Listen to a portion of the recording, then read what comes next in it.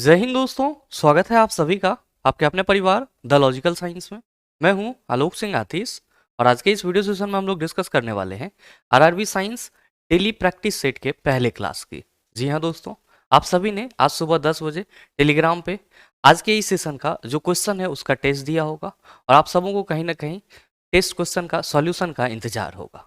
मेरे मित्र, आइए बिना अपने समय को गंवाए हुए शुरू करते हैं आज के इस सॉल्यूशन की और देखते हैं एग्जाम रेलेवेंट क्या कुछ सीख पाते हैं। लेकिन उससे पहले आप सबों की जानकारी के लिए बताना चाहूँगा कि आज के इस सेशन का जो भी क्वेश्चन है, अगर आप में से कोई भी मित्र के पास नहीं पहुँच पाया है तो ये क्वेश्चन हमारे Telegram group the logical science पे उपलब्ध है, जिस ग्रुप का लिंक इस वीडियो के नीचे डिस्क्रिप्शन में दिया गया है। आप वहाँ से जाकर के इस क्वेश्चन पेपर को देख सकते हैं। तो आइए बिना अपने समय को गंवाए हुए चलते हैं पहले क्वेश्चन की तरफ। आपका जो पहला क्वेश्चन है आज के इस सेशन का, क्वेश्चन नंबर 1, क्या पूछा जा रहा है आपसे? आपसे पूछा जा रहा है कि मास m के साथ चलती हुई वस्तु की गतिज ऊर्जा E के, ध्यान दीजिएगा कि यहाँ पे E के को KE लिखना चाहिए था, क्योंकि एग्जाम क्वेश्चन में ही आपका ऐसे था, इसलिए मैंने इसी रूप में रहने दिया है। आपसे कहा जा रहा है कि गतिज ऊर्जा E के का मूल्य क्या होगा यदि इसकी गति को v से बढ़ाकर 2v तक दोगुना किया जाता है। What will be the value of the kinetic energy of a moving body with mass m if its speed is doubled from v to 2v? मेरे मित्र, बहुत ही सिंपल सा क्वेश्चन है और आप सबों ने इस प्रकार के कई क्वेश्चन को पीछे के कई सेशन में आसानी से सॉल्व करा है। सिंपल आपके क्वेश्चन में कहा जा रहा है कि कोई m द्रव्यमान का ऑब्जेक्ट है जो कि पहले v वेग से गतिमान है। फिर कहा जा रहा है कि अगर इसी m द्रव्यमान के ऑब्जेक्ट का जो वेग है उसको दोगुना कर दिया जाए, यानी कि 2v कर दिया जाए, तो जो नया गतिज ऊर्जा यानी कि ke डैश होगा वो क्या होगा?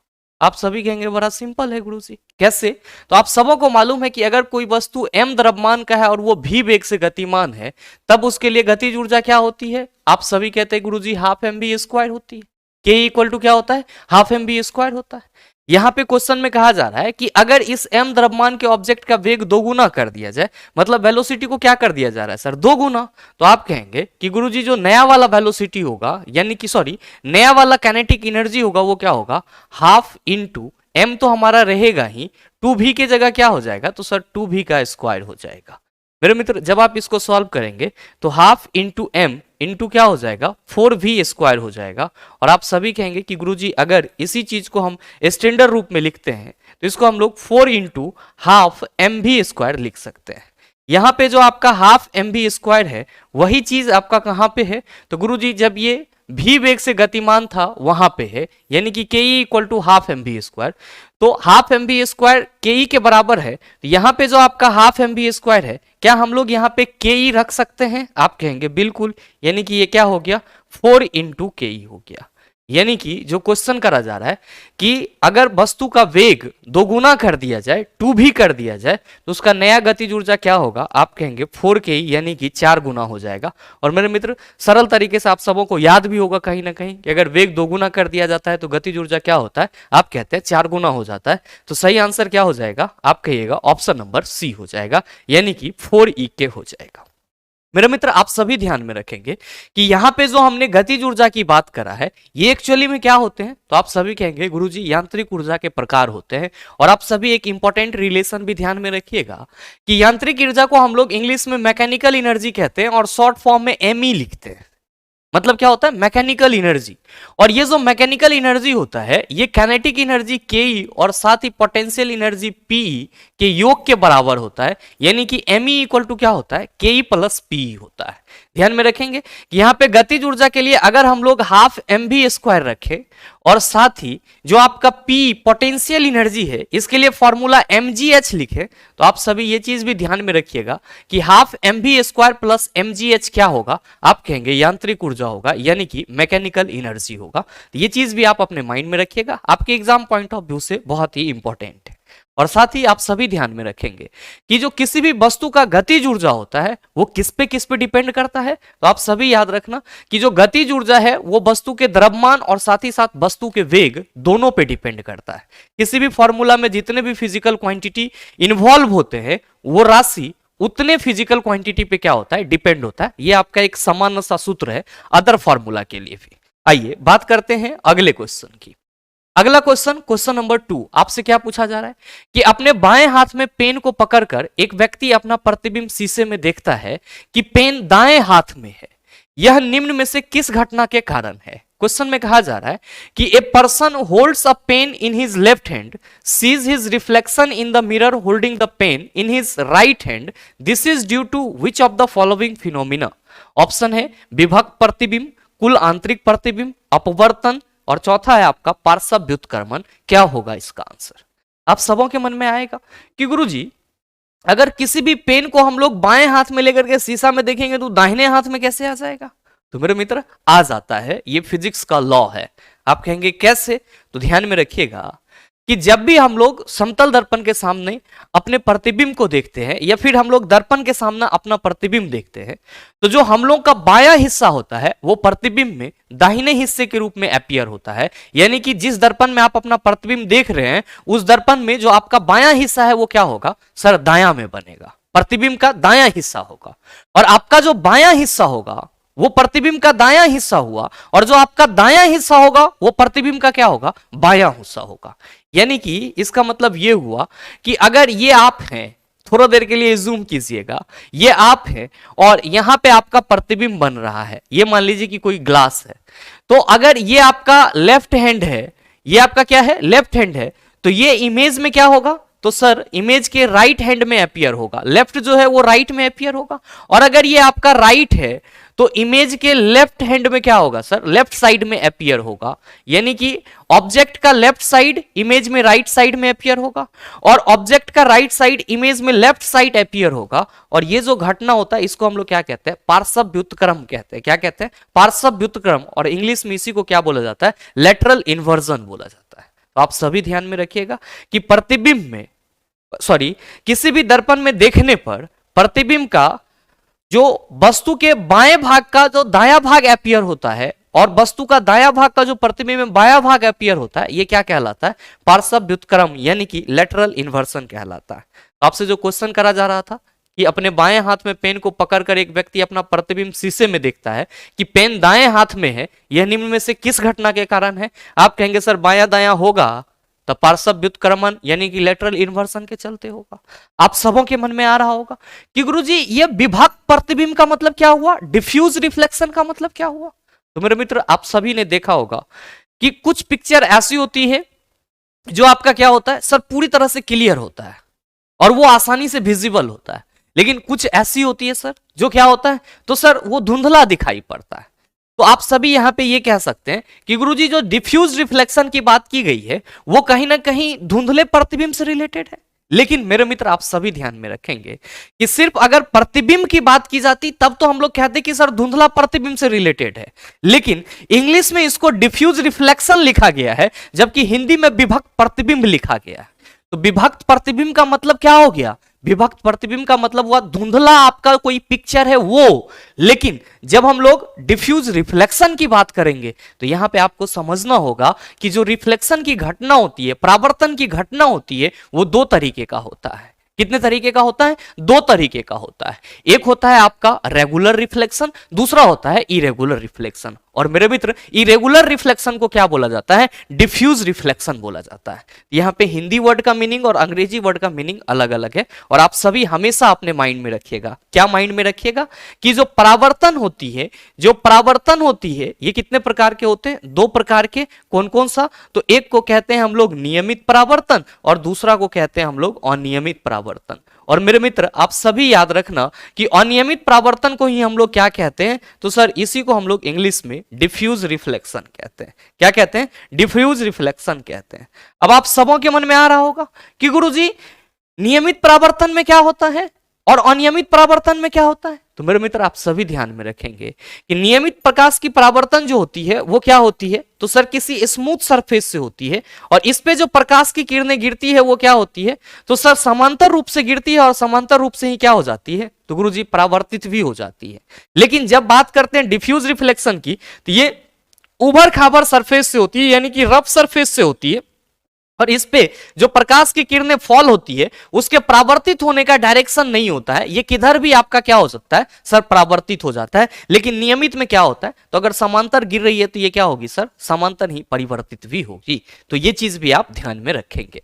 नेक्स्ट आपके ऑप्शन में है कुल आंतरिक परावर्तन, टोटल इंटरनल रिफ्लेक्शन। मेरे मित्र आप सभी ध्यान में रखिएगा कि डायमंड आपका बहुत ज्यादा चमकता है, हीरा बहुत ज्यादा चमकता है, किसके चलते सर, कुल आंतरिक परावर्तन के चलते।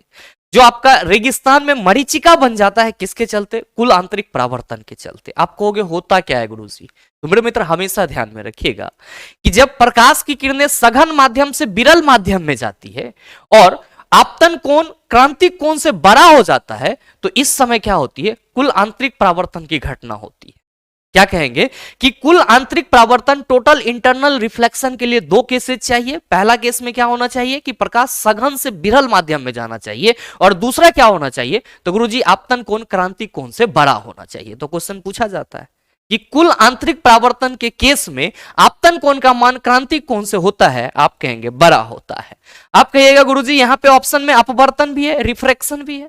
तो मेरे मित्र जब हम लोग रिफ्लेक्शन की बात करते हैं तो बड़े ही सरल शब्दों में कहते हैं कि प्रकाश जब किसी माध्यम से गुजरती है तो सर किसी सतह से टकराने के बाद वो उसी माध्यम में क्या हो जाती है, लौट जाती है। यानी कि bouncing back of light rays is known as reflection of light. अगर यहां पे प्रकाश की किरणें गिर रही है इस माध्यम में, ये किसी सतह से, ये हमारा सतह है, इससे टकराई और ये क्या हुआ सर, ऊपर की ओर चला गया, यानी कि ये उसी माध्यम में लौट गया, तो ये बाउंस बैक हो गया, उल्टे चला गया उसी माध्यम में, ये घटना परावर्तन कहलाती है।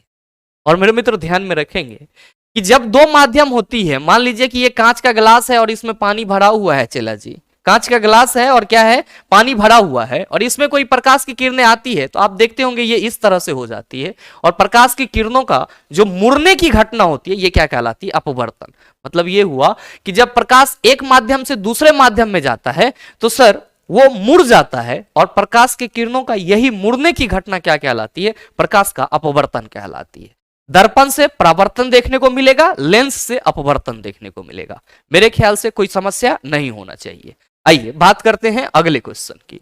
अगला क्वेश्चन नंबर 3 आपसे पूछा जा रहा है कि यदि कोई वस्तु त्रिज्या r के वृत्ताकार पथ के चारों ओर जाने में t सेकंड का समय लेती है तो वेग v निम्न में से किसके द्वारा दिया जाता है। ऑप्शन है v equal to 2 pi r बटा T, v equal to 2 pi r square बटा टी, तीसरा ऑप्शन है v equal to pi r बटा 2t, और चौथा ऑप्शन है v इक्वल टू t बटा 2 पाई टी। क्या होगा इसका आंसर। मेरे मित्र क्वेश्चन बड़ा ही सरल है। आपसे क्वेश्चन करा जा रहा है कि यदि कोई वस्तु त्रिज्या r के वृत्ताकार पथ के चारों ओर जाने में t सेकंड का समय लेती है, तो मान लीजिए कि ये आपका वृत्ताकार पथ है और ये इसका सेंटर होगा, तो ये क्या हो जाएगा, तो सर त्रिज्या हो जाएगी इसकी। कहा जा रहा है कि r त्रिज्या के वृत्ताकार पथ के चारों ओर जाने में t सेकंड का समय लेता है। यानी कि मान लीजिए कि अगर यहाँ पे कोई लड़का खड़ा है, ये ऐसे चारों ओर जा रहा है, तो चारों ओर यहां से इस पॉइंट तक आने में इसको कितना टाइम लग रहा है गुरुजी, t लग रहा है। तो आपसे पूछा जा रहा है कि तो वेग v निम्न में से किसके द्वारा दिया जाता है, यानी कि इस लड़के का वेग क्या होगा, ये चीज आपको मालूम करना है। इस लड़के का वेग क्या होगा, ये चीज आपको मालूम करना है। मेरे मित्र आप सभी क्या कहेंगे कि गुरुजी यहां पे जो हम लोग वेग की बात कर रहे हैं तो इसमें कहीं ना कहीं बात किसकी होगी, तो इसके द्वारा तय की गई दूरी की होगी। और असल में आप बताओ कि ये लड़का कितना दूरी कवर करेगा।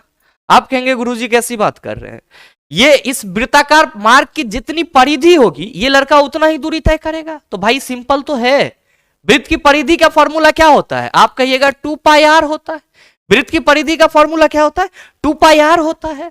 तो हम लोग यहां पे v equal to 2 pi r अब बटा t ना लिख सकते हैं, आप कहेंगे बिल्कुल लिख सकते हैं। तो चला जी ये जो 2 पाई r है एक्चुअली में क्या है, तो सर इसके द्वारा यहां से यहां तक आने में तय की गई दूरी है और t समय लग रहा है, तो दूरी को हम समय से डिवाइड कर देंगे तो हमको चाल मिल जाएगा, यानी कि वेग मिल जाएगा। तो आप ही बताइए कि सही आंसर क्या होगा। आप कहेंगे गुरुजी option number A is the right answer of this question. मेरे मित्र ध्यान में रखिएगा कि अगर हम लोग बात करते हैं किसकी, बात करते हैं यहां पे कि अगर सर कोई वस्तु या व्यक्ति सरल रेखा पे चल रहा है, सरल रेखा पे चल रहा है, तो जाहिर सी बात है कि अगर ये एक निश्चित डायरेक्शन में जाएगा तो इसका कुछ ना कुछ विस्थापन होगा, बिल्कुल होगा सर। लेकिन मेरे मित्र आप सभी ध्यान में रखेंगे कि अगर कोई वस्तु या व्यक्ति सरल रेखा पे चलती है तब उसके डायरेक्शन को बताने के लिए विस्थापन को हम पॉजिटिव या निगेटिव के रूप में तो रिप्रेजेंट करते हैं, लेकिन अगर कोई वस्तु वृत्ताकार मार्ग पे चलती है तो उसके विस्थापन को बताने के लिए पॉजिटिव या निगेटिव मार्ग का हम लोग यूज नहीं करते हैं, पॉजिटिव या निगेटिव साइन का यूज नहीं करते हैं। काहे नहीं करते हैं? इसलिए नहीं करते हैं क्योंकि वृत्ताकार पथ पे अगर कोई वस्तु चल रही होती है तो उसके गति को वृत्ताकार गति कहते हैं, और वृत्ताकार गति में वस्तु का जो डायरेक्शन होता है वो हर एक पॉइंट पे क्या होता है, बदलते रहता है सर। तो अगर हम किसी वृत्ताकार पथ की विस्थापन की बात करेंगे तो यहां पे हम लोग डायरेक्शन के लिए पॉजिटिव और नेगेटिव नहीं रिप्रेजेंट करते, इसलिए क्योंकि किसी एक बिंदु पर क्या होगी, अनंत दिशाएं हो सकती है, इन्फिनिट डायरेक्शन हो सकता है। हमारा मन होगा तो हम इधर जा सकते हैं, इधर जा सकते हैं, इधर जा सकते हैं, इधर जा सकते हैं। इसीलिए हम लोग क्या करते हैं, तो सिर्फ सरल रेखीय पथ पर चलने वाले वस्तु के लिए विस्थापन को धनात्मक या ऋणात्मक चिन्ह के रूप में देखते हैं, जबकि वृत्ताकार पथ पर चल रहे अगर कोई वस्तु के लिए विस्थापन को हम लोग देखते हैं तो बगैर पॉजिटिव और नेगेटिव साइन के देखते हैं। आप कहेंगे चलो सर इसको भी समझ लिया, आगे बढ़ा जाए। तो आइए बात करते हैं अगले क्वेश्चन की।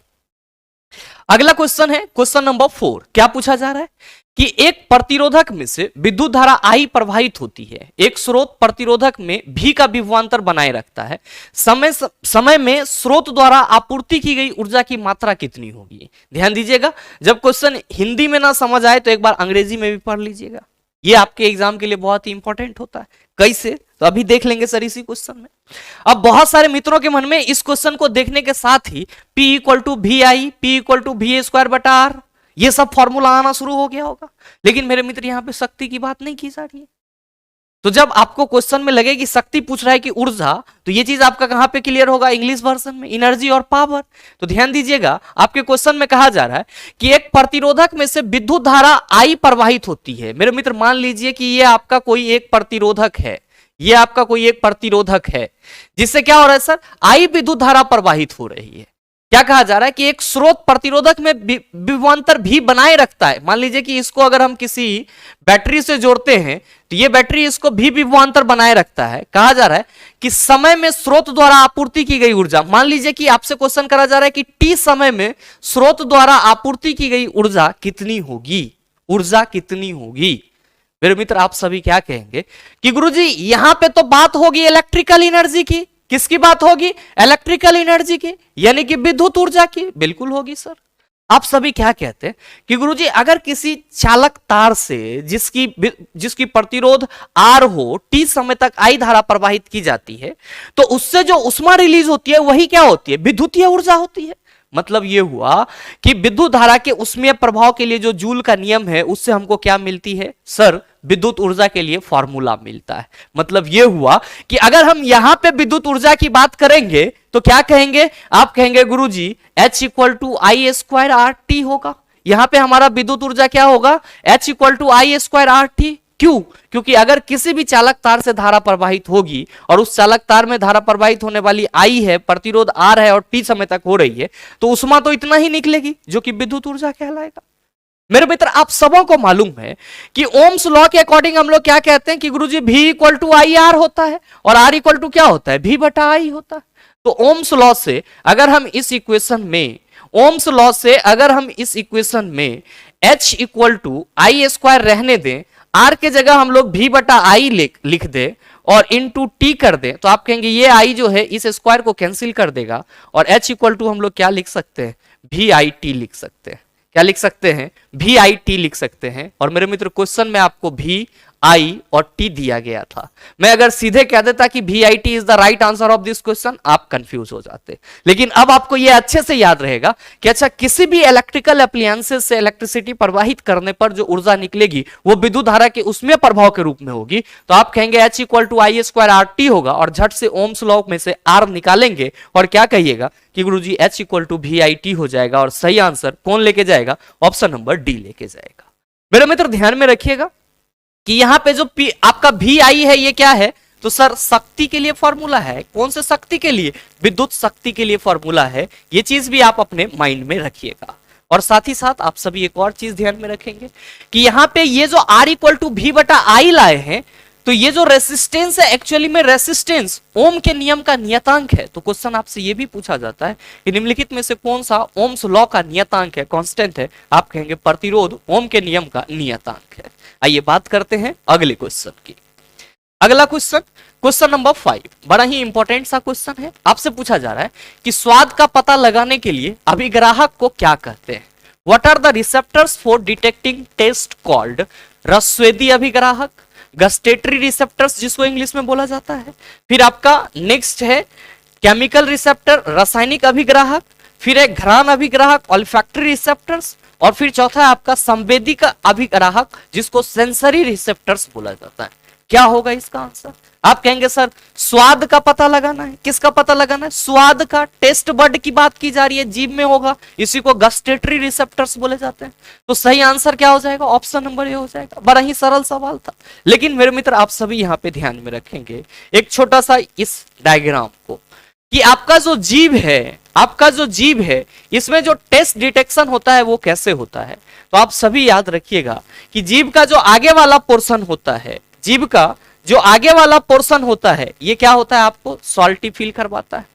और ये जो आपका फ्रंट वाला ऊपर वाला है, ये आपको कैसा फील करवाएगा? स्वीटनेस यानी कि मिठास फील करवाएगा। और बीच में उमामी जिसको हम लोग कसैला बोलते हैं, और दोनों साइड खट्टा महसूस होगा, और सबसे अंत में आपको तीखा महसूस होगा। तो ये टेस्ट ऑर्डर भी याद रखिएगा।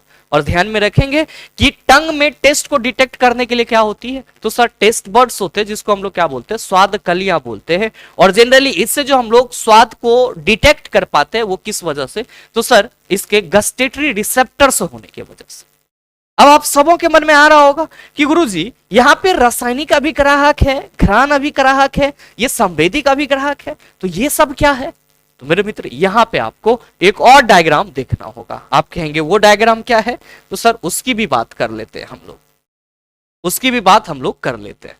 और ध्यान से समझिएगा, क्योंकि यहां पे जो चीजें आपको दिखाई पड़ेगी सर, उसमें आपको लगेगा कि ये हमारा जो क्वेश्चन था वो अपने आप में ही क्या था? तो एक पूरा का पूरा आंसर था। मेरे मित्र इस चीज पे आप ध्यान दीजिएगा, इस चीज पे आप ध्यान दीजिएगा। आप सभी को दिख रहा होगा, ध्यान देंगे कि यहां पे सेंसरी रिसेप्टर्स लिखा हुआ है और सेंसरी रिसेप्टर्स टाइप लिखा हुआ है, और आपके इसी ऑप्शन में संवेदिक अभिग्राहक लिखा हुआ है। मतलब क्या हुआ कि वैसा रिसेप्टर्स जो आपको कोई ना कोई संवेदना प्रदान करता है। संवेदना इमोशंस भी हो सकता है, या फिर कोई स्मेल हो सकता है, कोई टेस्ट हो सकता है। तो किसी भी चीज का स्मेल, किसी भी चीज के लिए जो टेस्ट हम लोग डिटेक्ट करते हैं, या किसी भी चीज के प्रति जो हम लोग एक्ट होते हैं, इन सभी के लिए हमारे पास क्या है? तो सर एक अभिग्राहक है। इन सारी इंफॉर्मेशन को क्या रिसीव करने वाला एक रिसेप्टर्स है, जिसको क्या बोला जाता है? सेंसरी रिसेप्टर्स बोला जाता है। और मेरे मित्र आप सभी ध्यान में रखेंगे कि जो सेंसरी रिसेप्टर्स होते हैं, जो सेंसरी रिसेप्टर्स होते हैं, इसके अलग अलग प्रकार होते हैं। अब अलग अलग प्रकार किस बेस पे होते हैं? तो कुछ ऐसे सेंसरी रिसेप्टर्स होते हैं जो विजन के लिए रिस्पॉन्सिबल होते हैं, यानी कि देखने के लिए रिस्पॉन्सिबल होते हैं। कुछ ऐसे होते हैं जो आपको सुनने के लिए रिस्पॉन्सिबल होते हैं। कुछ ऐसे होते हैं जो सूंघने के लिए रिस्पॉन्सिबल होते हैं। कुछ ऐसे होते हैं जो स्वाद के लिए रिस्पॉन्सिबल होते हैं, और कुछ ऐसे होते हैं जो टच के लिए, यानी कि किसी भी चीज को छूने के प्रति जो संवेदना होता है उसके लिए रिस्पॉन्सिबल होते हैं। यानी कि आपके बॉडी में जो सेंसरी रिसेप्टर्स की बात की जाती है, उस क्रम में हम लोग क्या कहते हैं कि गुरुजी कुछ रिसेप्टर्स ऐसे हैं जो हमको देखने के लिए रिस्पॉन्सिबल बनाता है, कुछ ऐसे हैं जो सुनने के लिए रिस्पॉन्सिबल बनाता है, कुछ ऐसे हैं जो सूंघने स्मेल करने के लिए रिस्पॉन्सिबल बनाता है, कुछ ऐसे हैं जो हमको टच करने के लिए क्या करता है? तो सर रिस्पॉन्सिबल बनाता है। मेरे मित्र ध्यान दीजिएगा कि जब हम लोग विजन की बात करते हैं तो किससे देखेंगे? आप कहेंगे आंख से। आपके आंख में क्या होता है? तो गुरुजी रोड और कोन सेल होता है। तो जो आपका सेंसरी रिसेप्टर टाइप्स का विजन वाला ग्रुप होता है, उसमें रिसेप्टर्स का काम कौन करता है? रोड और कोन, यानी कि आपके आंख में जो रोड और कोन होते हैं वो करता है। अच्छा, इसका जो रिसेप्टर टाइप होता है वो क्या होता है? इलेक्ट्रोमैग्नेटिक टाइप होता है। क्योंकि रोड और कोन से क्या होती है? तो सर सिग्नल्स निकलती है, और उसी सिग्नल्स को हमारा ब्रेन रीड करता है। तो हम लोग क्या करते हैं सर? अंधेरे में या उजाले में किसी भी चीज को देखने के लिए खुद को एडजस्ट कर पाते हैं। मेरे मित्र ध्यान में रखेंगे कि ये किस ऑर्गन में होता है? आप याद रखेंगे रेटिना में होता है। और किसके प्रति संवेदनशील होता है? लाइट के प्रति संवेदनशील होता है। नेक्स्ट होता है हियरिंग रिसेप्टर्स, जो कि आपका ऑडिटरी हेयर सेल में होता है। इसमें जो रिसेप्टर्स होते हैं वो क्या होते हैं? ऑडिटरी हेयर सेल होते हैं, यानी कि सुनने वाले बाल जैसी संरचना होती है या कोशिका होती है। और इसको कौन से रिसेप्टर्स में रखते हैं हम लोग? तो मैकेनो रिसेप्टर्स में रखते हैं। और ध्यान में रखेंगे किस ऑर्गेन में होता है? तो ऑर्गेन ऑफ कोर्टी में होता है। किसके प्रति संवेदनशील होगा? तो सर साउंड तो वाइब्रेशन से प्रोड्यूस होता है, ये वाइब्रेशन के प्रति क्या होगा? संवेदनशील होगा।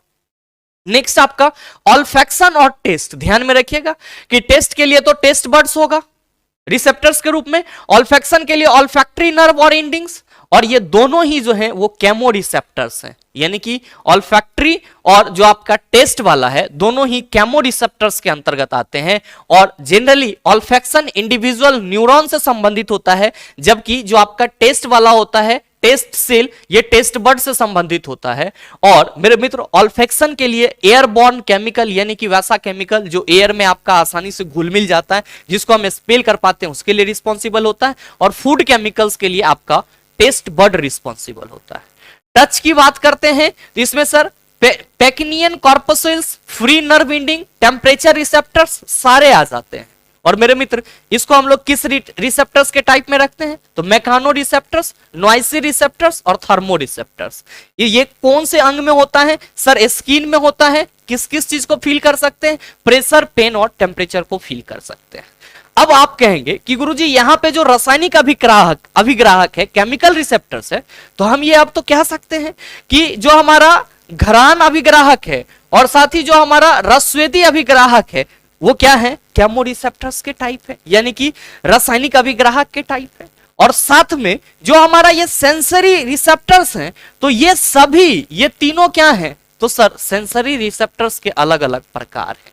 क्या है? सेंसरी रिसेप्टर्स के अलग अलग प्रकार हैं। तो मेरे मित्र रिसेप्टर का कंसेप्ट कुछ आपका इस तरीके से था, मेरे ख्याल से समझ पाए होंगे। आइए बात करते हैं अगले क्वेश्चन की। अगला क्वेश्चन नंबर 6 क्या कहा जा रहा है कि जब वस्तु को P और F के बीच रखा जाता है तब एक अवतल दर्पण द्वारा बनाई गई छवि का स्थिति का पता लगाएं। मेरे मित्र बड़ा ही सिंपल है। मान लीजिए कि ये आपका अवतल दर्पण है, ये क्या है? अवतल दर्पण है। ये क्या हो जाएगा? मुख अक्ष हो जाएगा। यहाँ पे दर्पण का ध्रुव होगा, ये दर्पण का फोकस है, वक्रता केंद्र। यहाँ पे ऑब्जेक्ट रखेंगे, एगो प्रकाश की किरण मुख अक्ष के समांतर, तो सर फोकस से होकर के गुजर जाएगी। दो सर वक्रता केंद्र के अनुदिश लेंगे, सर दोनों को यहाँ पे खींच के मिला देंगे, यहाँ पे खींच के मिला देंगे। प्रतिबिंब हमारा कहां बन गया? दर्पण के पीछे बन गया। तो देख लीजिए किस ऑप्शन में है। आप कहेंगे गुरुजी ऑप्शन नंबर सी में है, तो सही आंसर ऑप्शन नंबर सी हो जाएगा। प्रतिबिंब कैसा होगा? आप कहेंगे गुरुजी काल्पनिक होगा। साथ में क्या होगा? गुरुजी बड़ा होगा। किससे? वस्तु से। आइए बात करते हैं अगले क्वेश्चन की। अगला क्वेश्चन नंबर 7। जब हम आवधिक तालिका के समूह में नीचे जाते हैं तो क्या होता है? What happens as we go down the group in the periodic table. जब हम लोग आवर्त सारणी के किसी वर्ग में ऊपर से नीचे आते हैं तो क्या होता है? सेलों की संख्या घट जाती है, वैलेंस इलेक्ट्रॉन कम हो जाते हैं, सेल की संख्या बढ़ जाती है, परमाणविक आकार कम हो जाता है। आप सभी क्या कहेंगे कि गुरुजी जब हम किसी भी आवर्त सारणी में यानी कि पीरियोडिक टेबल के किसी भी ग्रुप में ऊपर से नीचे आते हैं तो सेलों की संख्या क्या होती है? बढ़ती है। जबकि यहां पे पहले ऑप्शन में कहा जा रहा है कि सेलों की संख्या घट जाती है। आप कहेंगे गलत। मेरे मित्र नेक्स्ट है कि वैलेंस इलेक्ट्रॉन कम हो जाते हैं। आप सभी क्या कहते हैं कि गुरुजी आवर्त सारणी के किसी एक वर्ग में जितने भी तत्व होते हैं उन सभी के लिए वैलेंस इलेक्ट्रॉन क्या होता है? सेम होता है। यहां पे कहा जा रहा है कम हो जा रहा है। आप कहिएगा गलत हो जाएगा। सेलों की संख्या बढ़ जाती है। आप कहेंगे ये सही है। परमाणविक आकार कम हो जाता है। आप सभी कहते हैं कि गुरुजी आवर्त सारणी में अगर हम लोग वर्ग में ऊपर से नीचे आते हैं तो परमाणु की त्रिज्या बढ़ जाती है, तो जाहिर सी बात है कि उसका आकार बढ़ जाएगा। तो इसमें कहा जा रहा है परमाणु आकार कम हो जाता है। आप कहेंगे गलत। सही आंसर क्या हो जाएगा? ऑप्शन नंबर सी हो जाएगा। आइए बात करते हैं हम लोग अगले क्वेश्चन की। अगला क्वेश्चन नंबर 8। एक अल्कोहल का क्वथनांक 78 डिग्री सेल्सियस है। केल्विन पैमाने पर तापमान कितना होगा? बहुत सारे मित्रों ने आसानी से इसको सॉल्व कर लिया होगा, कोई दिक्कत नहीं है। हमेशा ध्यान में रखना है कि जब भी डिग्री सेल्सियस से केल्विन में जाना होगा तो जितना डिग्री सेल्सियस दिया हुआ है उसमें 273.15 हम लोग ऐड कर देंगे। अगर 15 ऐड नहीं भी करेंगे तो भी चलेगा। यहाँ पे 78 डिग्री सेल्सियस दिया हुआ है, 78 प्लस 273 कर दो सर। 8 3 11 और 7 7 14 1 15 और 2 1 3 कितना हो जाएगा? 351 केल्विन। सही आंसर ऑप्शन नंबर बी हो जाएगा। आइए बात करते हैं हम लोग अगले क्वेश्चन की। अगला क्वेश्चन नंबर 9, एम कक्षा में शामिल हो सकने वाले इलेक्ट्रॉन की अधिकतम संख्या कितनी होती है? मेरे मित्र ध्यान में रखिएगा, यहाँ पे एम कक्षा किसकी बात की जा रही है? परमाणु की बात की जा रही है। ये अगर परमाणु है तो ये परमाणु का नाभिक प्रोटॉन और न्यूट्रॉन हो जाएगा। ये पहला कक्षा, दूसरा कक्षा, तीसरा कक्षा। पहला कक्षा को के से, इसको एल से, एम से, एन से। ध्यान में रखेंगे कि किसी भी कक्षा में अधिकतम इलेक्ट्रॉन की जो संख्या होती है वो कितनी होती है? 2n² होती है। मेरे मित्र ध्यान देंगे कि ये पहला कक्षा हुआ, तो ये जो यहाँ पे n है वो क्या होती है? तो गुरुजी n जो है वो कक्षा संख्या होती है। और मेरे मित्र 2n² है तो k पहला कक्षा, l दूसरा कक्षा, m तीसरा कक्षा। आपसे पूछा जा रहा है m कक्षा में, तो 2m आपका तीसरा कक्षा है, 3 का स्क्वायर कर दीजिएगा, 3 3 9 2 9 18। सही आंसर क्या हो जाएगा? ऑप्शन नंबर डी हो जाएगा। मेरे ख्याल से बहुत सारे मित्रों को आ रहा होगा, बहुत सारे मित्र कंफ्यूज हो रहे होंगे, तो नहीं होना है। हमेशा ध्यान में रखना है कि परमाणु की किसी एक कक्षा में अधिकतम इलेक्ट्रॉन की संख्या 2n² होती है। n क्या है? कक्षा संख्या। बात करते हैं सर अगले क्वेश्चन की। अगला क्वेश्चन, दांतों में सड़न शुरू हो जाता है जब मुंह का पीएच डैश से कम होता है। मेरे मित्र ध्यान में रखेंगे कि दांतों में जो सड़न होती है इसी को हम लोग टूथ डिके कहते हैं। टूथ डिके क्या है होता है? तो सर जब हम लोग दांतों को अच्छे से साफ नहीं कर पाते हैं, खाना वगैरह खाते हैं, ज्यादा मीठा चीज वगैरह हम लोग खाते पीते हैं और ब्रश नहीं कर पाते हैं सही से, तो क्या होता है कि हमारे माउथ में एसिड बनना शुरू हो जाता है। हमारे दांत का जो इनामेल है उस पे एसिड वो क्या करता है? उसको प्रभावित करना शुरू कर देता है। अच्छे से साफ नहीं कर रहे हैं तो लार्ज अमाउंट में एसिड बनता है और वो एसिड इनामेल को क्या करता है सर? डिस्टर्ब करता है, धीरे धीरे खोखला करके उसमें छिद्र बना देता है, जिसको हम लोग क्या कहते हैं? दंत क्षय। मतलब दांत आपका क्या हो रहा है सर? क्षय हो रहा है, खराब हो रहा है। और ये चीज कब होता है? तो जब आपके माउथ का जो पीएच लेवल है वो 5.5 से कम हो जाता है। तो आपसे जो क्वेश्चन करा जा रहा है कि दांत में सड़न शुरू हो जाती है जब मुंह का पीएच डैश से कम होता है, आप कहेंगे 5.5 से कम होता है। ध्यान में रखिएगा कि पीएच स्केल से हम लोग किसकी सांद्रता को बताते हैं? तो सर अम्ल या क्षार की सांद्रता को बताते हैं। ये चीज भी आप अपने माइंड में रखेंगे। बात करते हैं सर अगले क्वेश्चन की। डैश की प्रक्रिया में लोहे को जस्ते की एक कोटिंग द्वारा संरक्षित किया जाता है।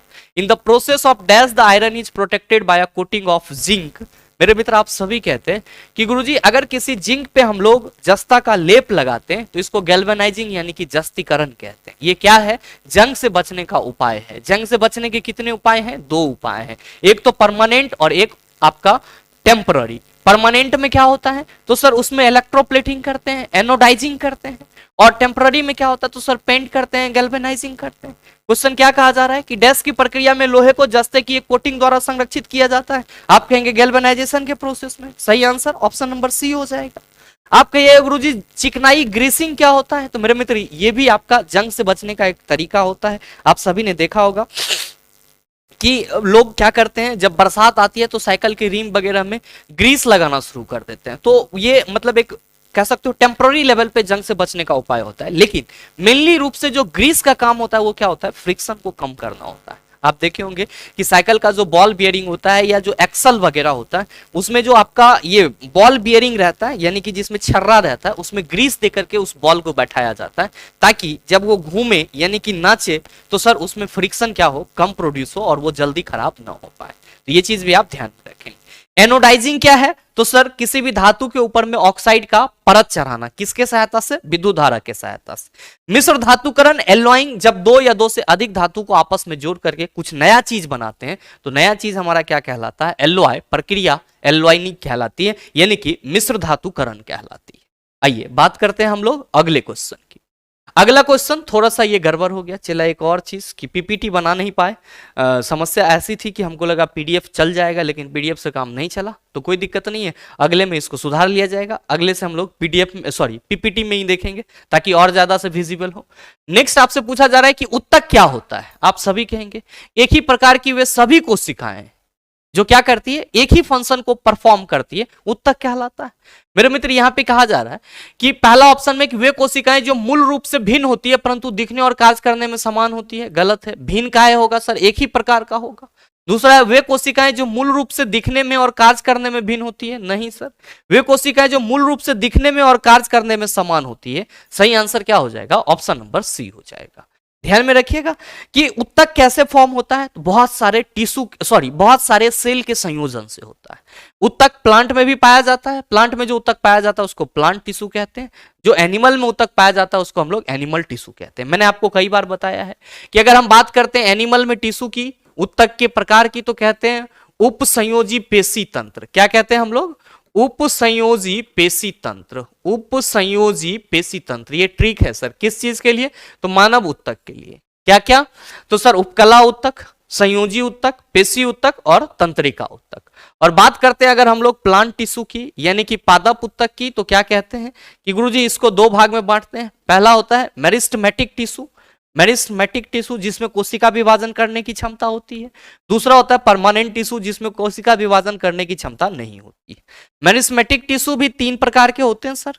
कौन कौन सा? Apical meristem, lateral meristem, intercalary meristem. Permanent tissue दो प्रकार के होते हैं, सिंपल परमानेंट टिश्यू और complex permanent tissue. Complex permanent tissue में जाइलम और फ्लोएम आ जाता है, सिंपल परमानेंट टिश्यू में स्क्लेरेन्काइमा, कोलेनकाइमा और पेरेन्काइमा आ जाता है। बात करते हैं सर अगले क्वेश्चन की। अगला क्वेश्चन आपका क्वेश्चन नंबर 13। क्या कहा जा रहा है कि यदि कंडक्टर का प्रतिरोध दोगुना हो जाता है तो विद्युत धारा आधी हो जाती है, यह किस कारण से होता है? मेरे मित्र आप सभी को मालूम है कि भी समानुपाती आई और भी ये समानुपाती हटाते हैं तो आई आर आता है, जहां पे आर इक्वल टू हम लोग क्या कहते हैं? भी बटा आई कहते हैं। और आप क्या कहते हैं कि गुरुजी प्रतिरोध जो है इस हिसाब से हम कह सकते हैं कि विभवांतर के समानुपाती होती है, जबकि प्रतिरोध जो है वो विद्युत धारा के क्या होती है? व्युत्क्रमानुपाती होती है। क्वेश्चन में कहा जा रहा है कि यदि कंडक्टर का प्रतिरोध दोगुना हो जाता है, मेरे मित्र यहाँ पे प्रतिरोध विद्युत धारा का व्युत्क्रमानुपाती है, इसका मतलब यह हुआ कि प्रतिरोध बढ़ेगा, प्रतिरोध बढ़ेगा, प्रतिरोध बढ़ेगा तो धारा क्या होगा? कमेगा। और अगर प्रतिरोध कमेगा तो धारा क्या होगा? बढ़ेगा। क्वेश्चन में कहा जा रहा है कि प्रतिरोध दोगुना हो जाता है। चला जी, ये जो आर है ये टू भी कह रहे हैं यानी कि वेग 2r हो जाता है। ये क्या हो जाता है? 2r हो जाता है। तो विद्युत धारा आधी हो जाती है, या किस कारण से होता है? तो भाई मेरे सिंपल है कि ये अगर 2r होगा, प्रतिरोध हमारा क्या होगा? 2r होगा। तो हम सबों को मालूम है कि I इक्वल टू हम लोग v बटा आर भी तो कहते हैं। इसी क्वेश्चन को हम लोग इस तरीके से भी तो देखते हैं सर। मतलब क्या हुआ कि अगर ये r है तो हमारा यहां पे v बटा आर है, लेकिन अगर ये 2r है तो जो हमारा टोटल वैल्यू होगा वो 2 से डिवाइड हो जाएगा, मतलब आधा हो गया।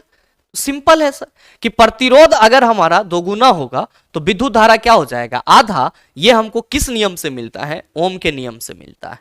सही आंसर क्या होगा गुरुजी? आई इक्वल टू भी बटा आर। कहां से मिलता है? तो आई इक्वल टू भी बटा आर से मिलता है। तो ये चीज भी आप ध्यान में रखिएगा। और मैंने आपको कई बार बताया है, अगर आपसे ये पूछा जाए कि ओम के नियम का नियतांक क्या है, तो आप कहेंगे जो प्रतिरोध है वो ओम के नियम का नियतांक है।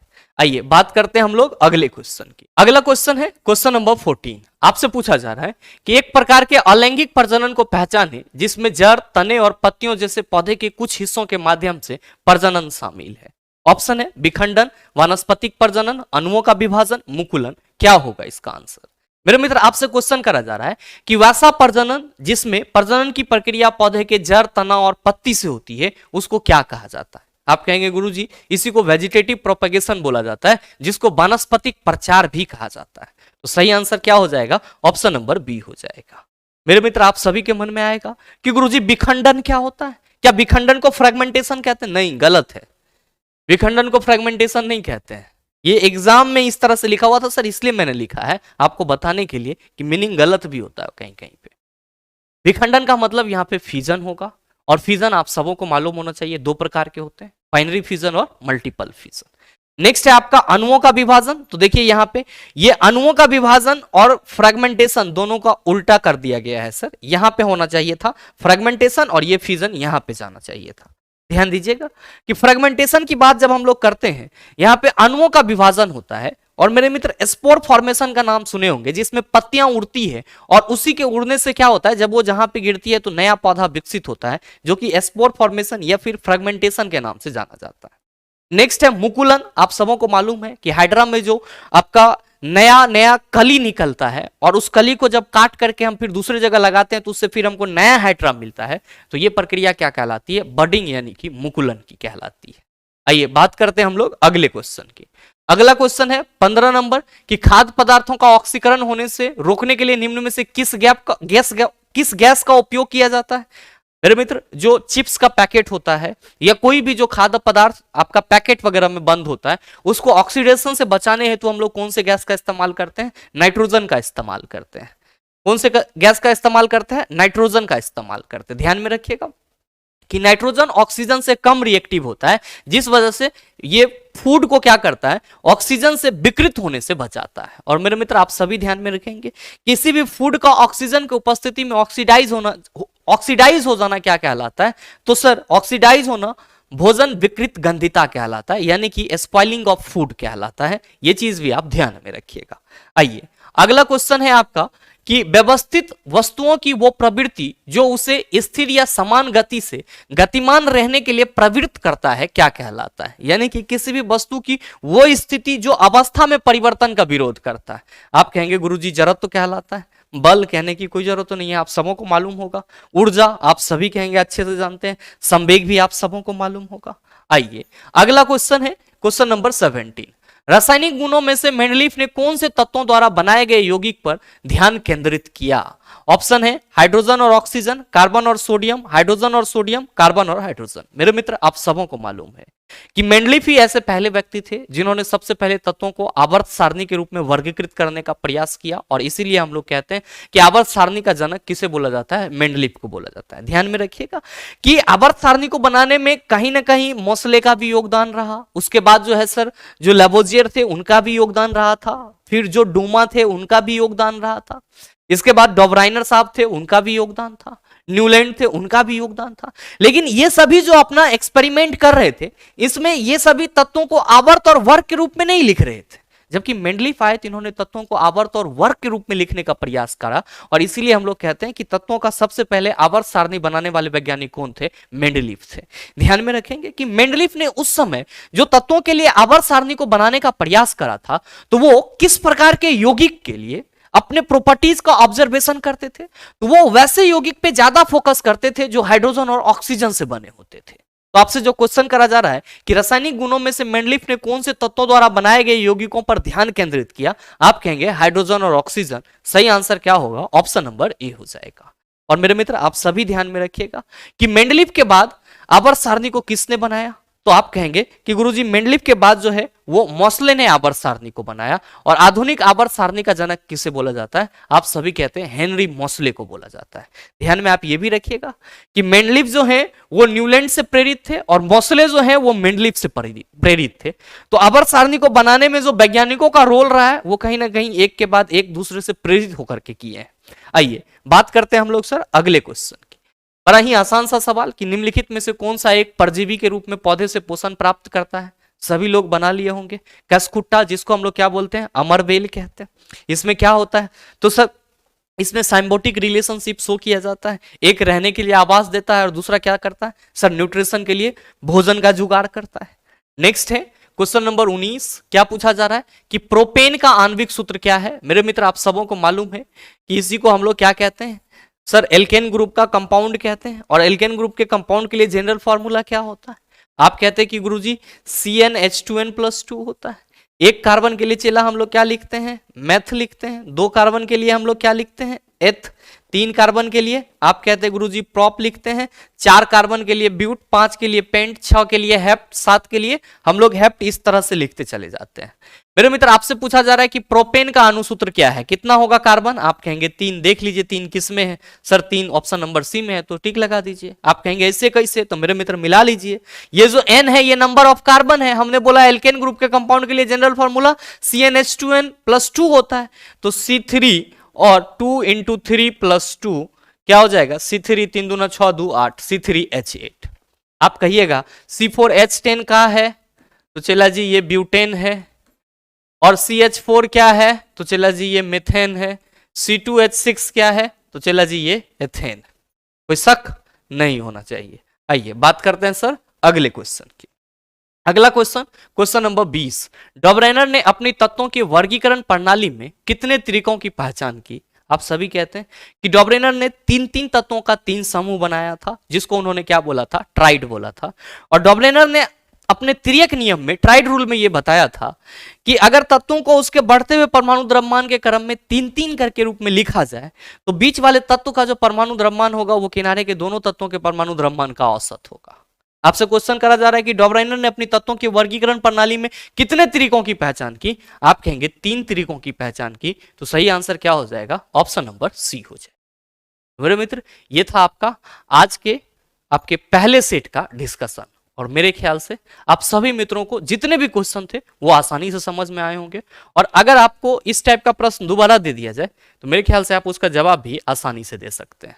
साथ ही उम्मीद करते हैं कि ये वीडियो आपको अच्छा लगे होगा। अगर आपको वीडियो अच्छा लगा तो वीडियो को लाइक कीजिएगा, ज्यादा से ज्यादा शेयर कीजिएगा, और हाँ, अगर आप चैनल पे नए हैं तो सब्सक्राइब करके बेल आइकन दबा लीजिएगा, ताकि इस तरह के एग्जाम रेलेवेंट वीडियो का नोटिफिकेशन सबसे पहले आपके पास पहुंचे और आप उसको सबसे पहले देख पाओ। मिलते हैं फिर अगले वीडियो सेशन में, तब तक के लिए best of luck. Thank you, have a nice day.